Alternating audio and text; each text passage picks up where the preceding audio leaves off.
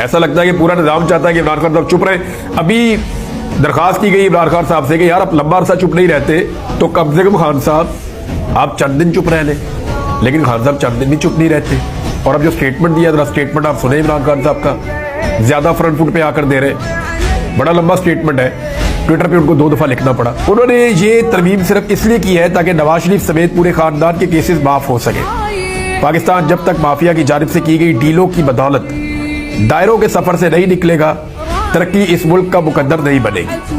حقیقی آزادی کے لیے پاکستان کے ہر فرد کو تحریک انصاف کا ساتھ دینا ہوگا. نوجوان اپنے آپ کو خوف سے آزاد کرے. مولانا رومی کو بقول, جب انسان کے پاس پر ہے تو اس کا چونٹیوں کی طرح رینگنا نہیں بنتا, لہذا خوف کے مت توڑ کر تحریک انصاف کی ممبرشپ کمپین کا حصہ بنے اور بڑھ چڑھ کر اس میں حصہ لیں. عمران خان صاحب نے یہ ٹویٹ کیا. اب آپ کو اندازہ ہو جائے گا کہ عمران خان صاحب فرنٹ فٹ پہ. انہوں نے یہ بھی کہا کہ میں جیل سے بیٹھ کر اتنے احتجاج کروں گا کہ ان کی نسلیں یاد رکھیں گی. یہ بڑا اگریسو سٹیٹمنٹ ہے عمران خان صاحب کا.